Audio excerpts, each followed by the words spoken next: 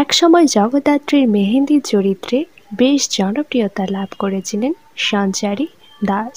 এত জনপ্রিয়তা পাওয়া সত্ত্বেও মাঝপথে ধারাবাহিক ছেড়ে বেরিয়ে যান তিনি, যা দেখে অবাক হয়েছিলেন অনেকেই।